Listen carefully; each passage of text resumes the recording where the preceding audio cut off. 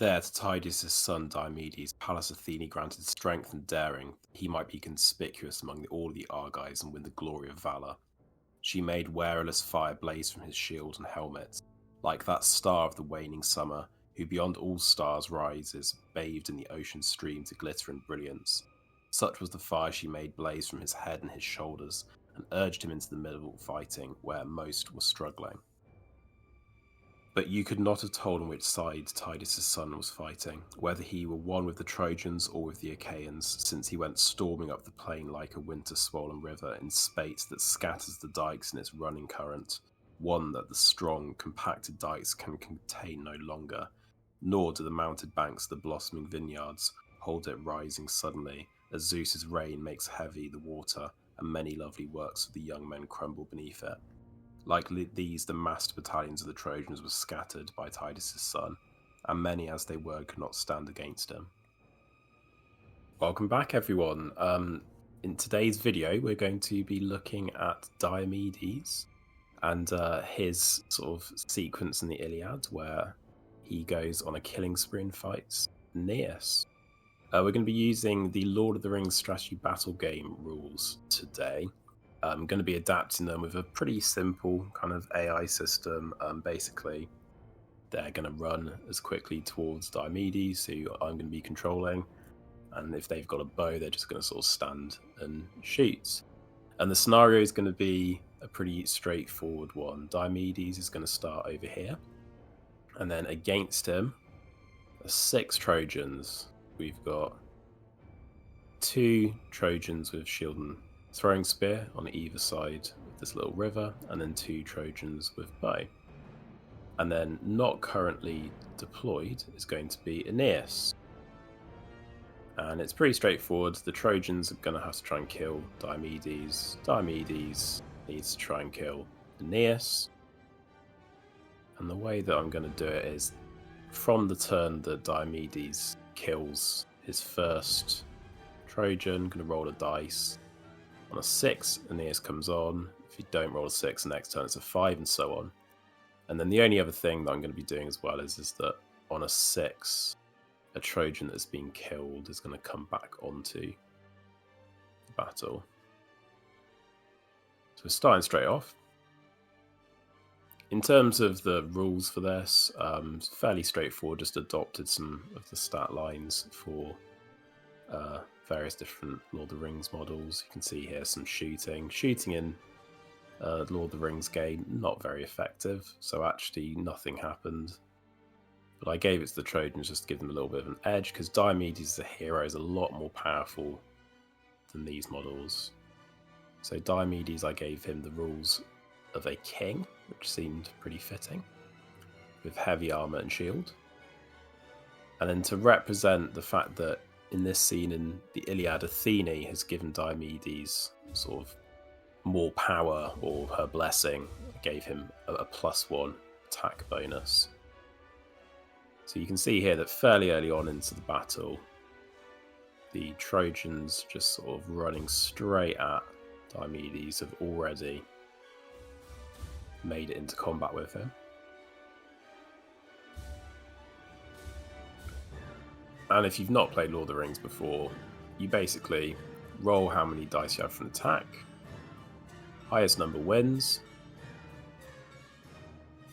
And then you roll to wound.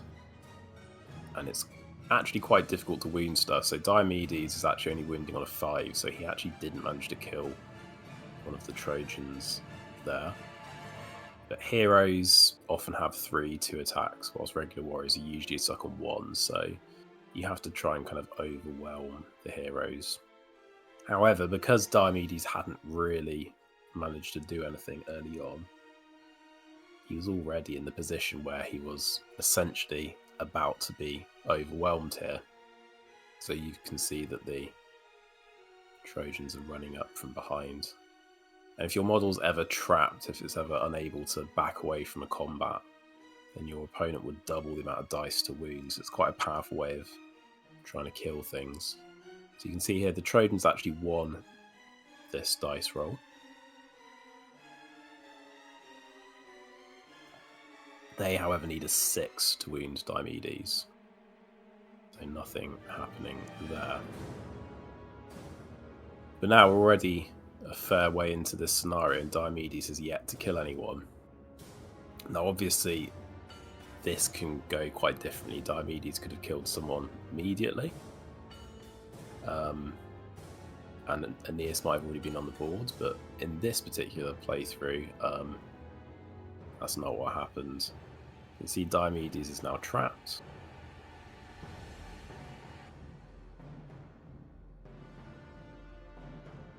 And what Diomedes does here is I use one of his might points. So might points in the game, you can alter dice if you're a hero. And Diomedes starts with 2 might points as the king. And I actually chose to use another one here. So he's now out of might. The reason that I did this was because it basically would prevent him from being trapped again. And it just made it a whole lot more likely that he'd be able to now actually churn his way through these remaining Trojan warriors. And as Diomedes is fight 6, and Aeneas is only fight 4, or maybe Diomedes is fight 5, sorry. In any drawn results in a combat, Diomedes would still win. So I was just thinking here that actually need to get through these models. Can't allow them to get double dice because they might kill him so early on. Just need to kind of get through to the point where we can actually get to Aeneas. But the scenario isn't going massively well for Diomedes this time around. One of the things about Lord of the Rings I'd say is you really are going to see in such a small number of models like this quite a lot of variation in the way that scenarios can go. Diomedes, for example, could have killed 1 or 2 Trojans straight away in the first couple of turns. Never been trapped, never had to use his might. And then that leaves him for later on in the game, but that's just the way this one went. So we're going to see now if Aeneas comes on, because it's the second turn we've rolled to see. He is, in fact, now on the board. So he's going to be entering on, normal move from the board edge. He ran on there. We still got the 2 Trojan archers. One of the interesting things about trying to create solo play games with units like an archer is sort of trying to get the right balance between should they just be stood back, should they be running forwards. In SBG, in the Lord of the Rings game, you're not allowed to shoot into combat unless you're an evil force, and I was playing this as both sides being men good forces, so I wasn't shooting into combat. In hindsight though, it meant that the archers beyond the first couple of turns, because Diomedes was always in combat, weren't really doing something. And that's where you kind of run into the issue of, well, do you then take over as the player and start moving them forward? Do you stick to your guns and sort of go with, no, I said that they were going to, stand and shoot for the whole game, so I'll just wait?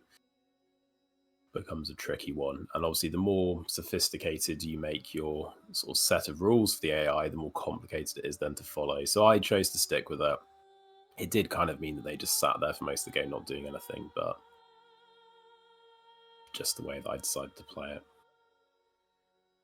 So here we can see that Diomedes has still not yet actually killed the last of these Trojan warriors. And Aeneas is now within a turn's move of him.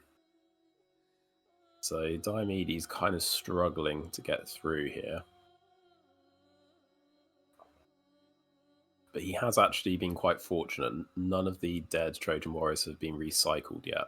They've not returned. So there's a good chance that if he can win this combat, which he does, and if he can get the kill, which he does, he's now going to get a one-on-one with Aeneas.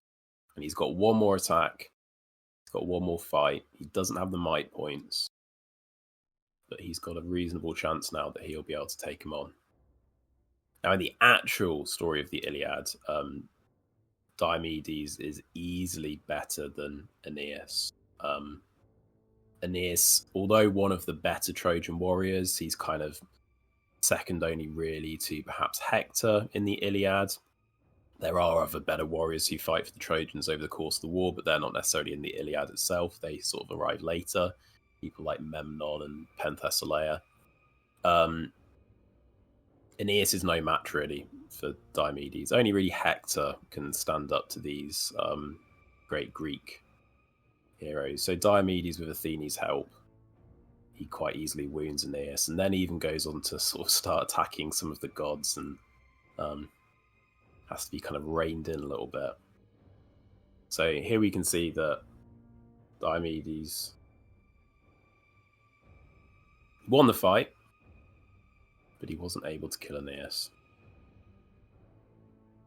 This is, however, where the Trojans have now rolled for a Trojan warrior to start coming on. So we've got 2 Trojan warriors who've been recycled who are now running to help Aeneas out. With him losing another combat. Nothing from Diomedes again, though. So, pushing Aeneas back towards the ford in the river. But he's not really doing anything too much more. And as we can see, another 6 is rolled. So a third Trojan returns. Going back from the other side this time, just so that a bit of a change. But now Diomedes is actually at the point where some of these Trojans who are returning are actually close enough to charge next turn. So he's kind of wasted all these turns that he's had of single combat with Aeneas. Aeneas has been able to hold him back. And actually in the rules, Aeneas, if he was just trying to stall, he could have used his shields to make him even better at doing that by doing what's called shielding in the game. But I chose not to let the AI do anything too complicated. So there we go, another win for Diomedes. Does get a wound this time round. 1 wound is not going to be enough to kill Aeneas. And Aeneas is going to have to use both his might points to save that wound. But it does now mean that Diomedes has a chance. He can get 1 lucky turn. He might be able to get Aeneas before too many of these Trojans arrive.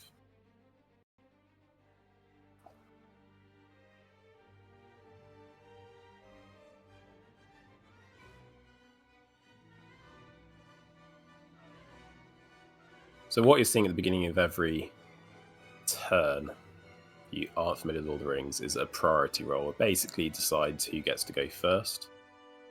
Lord of the Rings kind of uses a hybrid between alternating activations and I go, you go, which is quite good. Everyone moves, then you pass over to your opponent, they all move, then you pass back to you, you all shoot, then opponent all shoots, then you fight, and then it's the next turn, and priority sorts out who moves and shoots first. It works quite well for these larger skirmishes. It does keep things moving more quickly, I would say, than an alternating activation game with a similar amount of models. Don't quite get the ability to react as you do, but there are some things you can do with the might points that change that. But it is a good game. Not played the latest edition, which came out in 2024. But yeah, it's a good rule set for sort of messing around, I think, with stuff like this, where you can quite easily port it over to a historical setting, if the Iliad is a historical setting. So here we go, Diomedes now surrounded. Wasn't able to make good use of those turns, and we see another Trojan come back in. I really did roll quite hot for the Trojans to get the reinforcements recycled in, so I think that did have quite an impact on Diomedes' chances here. And the dice pool now, and there we go, a 6 roll. So Diomedes rolled fairly well with a 5, but he has no might points left because of earlier in the game. So now we're going to see 1 roll, nothing happening, but then a 2nd roll because he's trapped, and we can see his last wound taken away from him. So he ends up being killed. So not quite the result that we got in the... I think it was quite close, though. I was fairly happy with the scenario, how tight it was. And obviously, as I was saying, playing this through another time, you can actually get quite a bit of variation. Would Diomedes necessarily have been more likely to win, perhaps, if the Trojans weren't recycled? Maybe.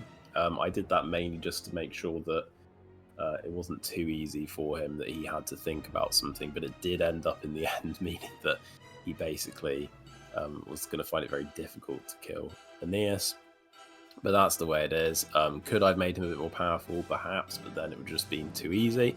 So I think the balance was about right, but obviously not a result that was one that fit with the Iliad this time round. So there we go. Hope you enjoyed.